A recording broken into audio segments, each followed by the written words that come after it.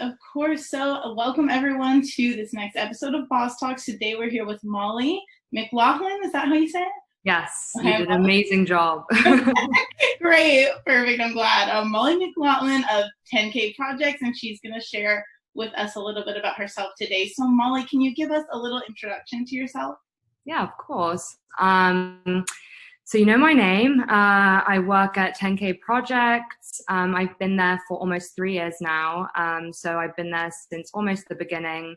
I was one of the first employees of the company, and I came on January of 2018. Prior to that, I was in London working in advertising at Condé Nast. And then Elliot called me up one day and said, why don't you quit your job and move out to LA and help me build a record label? So after a few weeks of trying to decide, I said, okay, why not? I'll do it. So I packed my bags, quit my job, and moved out to LA. And I've been at 10K since. And it's been a wild journey. So now I'm living in LA, and our roster has grown tremendously, as has the company. And it's just been an incredible journey altogether. Wow, that's an amazing story, Molly. I love that. From London to LA, that's nice. Yeah, it's been a roller coaster, that's for sure. Right. So you've been in LA for just 3 years now, or were you? Almost 3 years. Okay, wow, nice. Still pretty new, so that's great. Still new, yeah. Molly, as head of international for 10K, what does your day-to-day look like? So I think anyone in the music industry would say the same, in terms of you can never predict what your day will look like. I mean, typically I wake up pretty early and I talk to the UK a couple days during the week. I'm always having to touch base with different territories in the world. So, I have to be up at different hours, but it's always fun to talk to, my people from my city. And then, I answer some emails, I do calls, all of the usual stuff. But, right now in COVID times, it's very different. Usually I'm out and about, going to meetings, going to the Capitol Tower, to the Caroline office, or wherever. But these days it's just a lot of Zoom calls, which I'm okay with. I've learned to be okay with. Right. But yeah, it's definitely very chaotic. I mean, we never know what could happen. And especially, for example, last week we signed an artist a couple weeks ago, and last week her name's Salem Elise, and last week her song Mad at Disney started taking off, originally from TikTok. And so things got crazy, and we had to make calls and make sure all the territories were aware and all the teams were ready to move and build budgets and all of that fun stuff. So it's definitely still chaotic and nothing's slowing down. But yeah, it's amazing. It's always fun. That's great. That's nothing is slowing down for you right now, because it feels like the industry is just really changing and adapting. So it's great to hear that it's going that way for you too. Yeah, for sure. Well, Molly, what have been some of your favorite projects to work on? I mean, it's hard to choose because I am so in love with all of my artists. I love them. I think they're all amazing. Trippy, I would have to say, is he's like my firstborn son. He was the first artist I ever worked with. And it's been really fun to be a part of his growth along the way.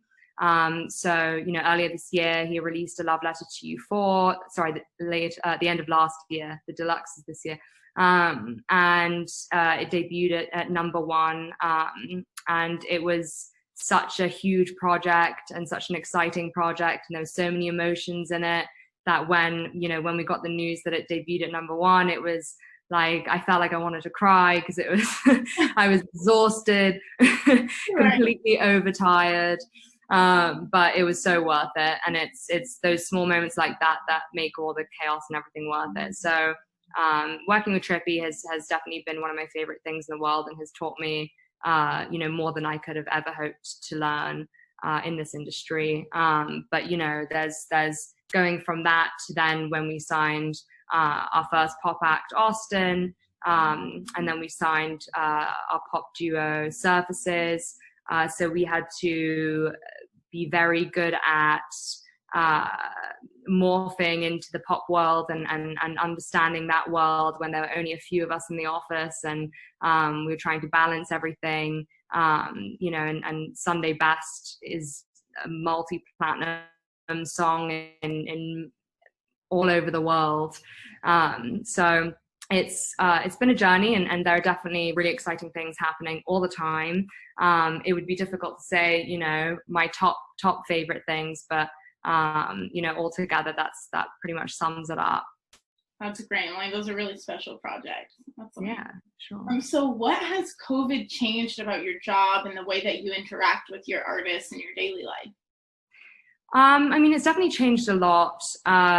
It really is difficult. It really sucks not being able to, call someone's name from my office and and ask them where the assets are, or right. That kind of thing. But we've definitely learned how to adapt, and we haven't really had the time or the ability to kind of not make it work. So it's been interesting, but especially for international, I've had to find ways around them not being able to go to these territories. Typically most of our artists right now would be touring and would be in these different territories, and I would be with them doing promo and press and in all these different countries.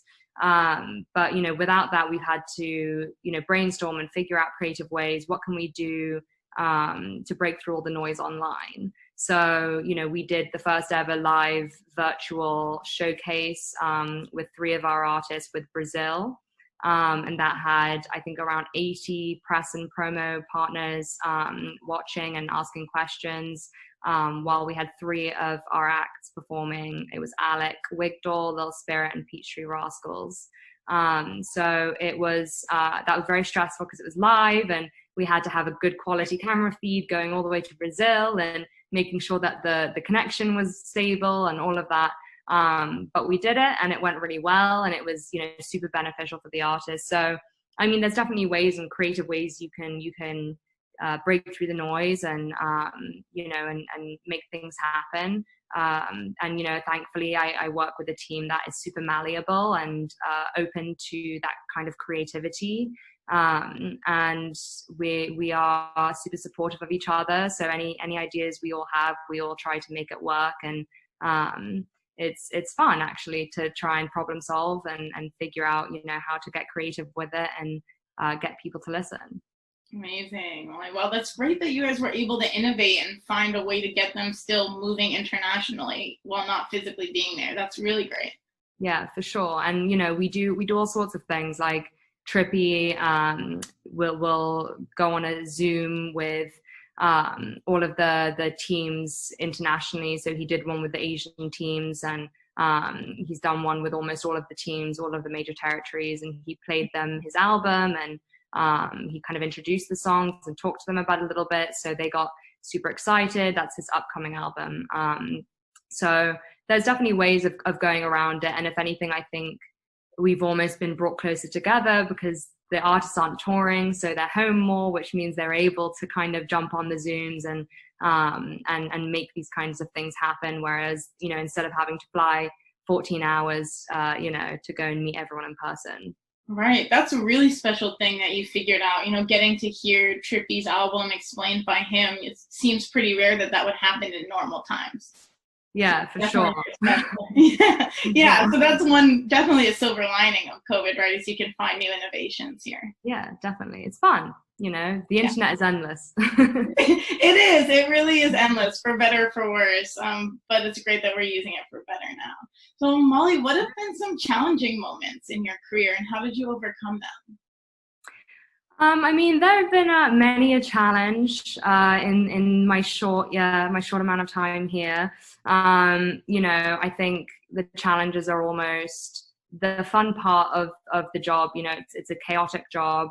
At the beginning, there were only really 3 of us, including Elliot, on the team, and we had very high maintenance artists who you know, all of our artists have complete creative control. So when that happens, you know, you're getting told what they want to do, and they're giving you all their big ideas, and then it's up to you to go and make it happen. So, and you only have, you know, a short time span to make that happen because you have deadlines to meet and all of that. So, you know, we always have to figure out what's the best way, what's most efficient, how do we do this quickly. And this job, you know, we started off, at least when I was there, we just started off, me, Sam Cohen, and Elliot Grange. It was just us three together with two artists that were blowing up very quickly, and we had to figure out ways of making things happen with short periods of time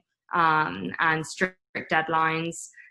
So I mean, you know, when you're a label that gives your artists full creative control, such as 10K, you know, the artists are giving you all of their ideas, and then you have to take those big ideas and make them happen in a week.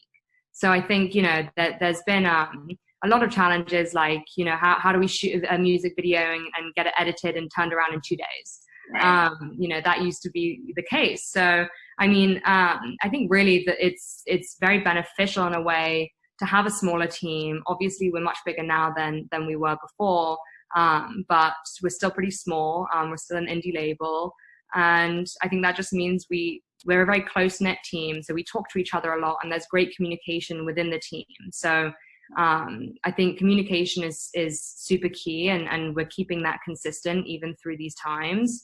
You know, things are happening so quickly, and our artists are doing so amazingly that we need to make sure we're doing the best we can be doing to support them and to keep them moving forward, and to keep that growth moving. So, I mean, communication is definitely one of the most important things, especially for an indie label like us, and especially when, you know, you have a lot of artists that are taking off very quickly. It's important that all the teams are intact, and we all know each other's plans, and we're all on the same page, and all of that good stuff. So, I mean, it's definitely really difficult. You know, we have to move quick, and we have to problem solve, and we have to find ways that makes everyone happy, and especially the artists, and that can be really challenging. But I think, you know, as long as we're being honest and open, and we stay in that communication with the artists, you know, we're good, and we're like a well-oiled machine in that sense. So I'm super blessed. We have an amazing team, and you know, without them, we wouldn't be, you know, even close to where we are today. Right. Well, that's wonderful. That's amazing that you guys have built this at 10K in such a short amount of time, because it really has grown so much. Yeah, it's been insane. And our roster went from, you know, 2 artists to over 20 artists or something. So we're definitely busy, but it's a great problem to have, and I'm super blessed that we're staying busy in the times of COVID, for sure. Yeah, absolutely. And you mentioned that you at 10K give the artist complete creative control. Do you think that that's helped aid your growth so fast? 100%. I mean, listen, when we sign these artists, oftentimes they have their own sort of organic fan base. They have their own sort of organic audience. And that audience, above all, knows authenticity. You know, they've been following these guys from the beginning. They've been going to the shows at bars or wherever. And, you know, if we try and change that, you know, we sign them for a reason. We sign them because we believe in their brand and we believe in their vision. So we don't believe in then taking that and trying to change it to make it ours, because then that no longer was the reason we signed them in the first place. So we, you know, we're a different label. I understand why bigger labels would want to change certain things, and you know, they want to make things more marketable. I understand that entirely, but from our perspective, you know, keeping things organic and making it look like there is no label behind the artist, that is what is effective, and that is what makes, you know, an artist successful. Is, wow, they just did that on their own. We don't need our name out there, and we don't need, you know, we're not the stars of the show, they are. So, you know, that's why I love where I work, and it's definitely fun too, you know, and they're all super creative. They're artists, they're creative, right. They have amazing ideas, and they know better than us what their audience wants to see. Right. Well, that's really innovative. That's a great revolutionary way to approach a label's relationship with an artist. I think that'll go well long term. Yeah, hope so. Yeah, there's a lot of longevity to that, in my opinion. But that's great, Molly. What advice do you have for young women who want to work in music? I mean, it's difficult. There aren't, a ton of women that are the leading executives in music. But there are a lot, and there are a lot more now than there were, a couple of years ago, for example. Right. So, I mean, what really helped me was one of the first women I met in the industry who I really looked up to was Jacqueline Satin. I think it's important you find someone that you can kind of look up to, and you say, wow, okay, they're doing X, Y, and Z. That's what I want, and you find a way to get in a room with them and have a rapport with them, whether they're your mentor, your friend, whatever it may be. People like talking about themselves more than you would think. I think it's important always ask questions. Yeah, always ask questions. I think no matter how important you are, no matter what position you're in, everyone loves to tell their story. And I think, getting out there, putting yourself in the right room, obviously post-COVID, and reaching out to these people, you'd be surprised as to who reach out to you and respond. But really, Jacqueline, I met her, and she had some like Women in Music award in her office, and I knew she had a couple of kids, and she was married, and she was, the GM at the time of she's the president now, GM of Caroline Harvest, and I was like, wow, she's a power woman. Like, that's what I want. I want to be a mother, and I want to be successful, and so I really admired that. And Jacqueline, I'm super close with her, and we talk all the time, and I ask her advice all the time, and she's always more than willing to help me out, and she's been amazing. So I think it's really about finding that person that you can identify with in a way that you can admire, and you can, that you can push yourself to be like that, and it's possible. Yeah, mentorship is so important too in this 100%. industry, especially between women. 100%. And I think women are coming together now. It's not as competitive. It's more about let's help each other, and there are less of us than there are men in this industry, and we kind of have to stick together and lift each other up in times when it's not so easy to. Yes, absolutely, Molly. I agree 100%. Well, thank you so much for being here with us today. We love this discussion with you. Thank you for having me. I had fun.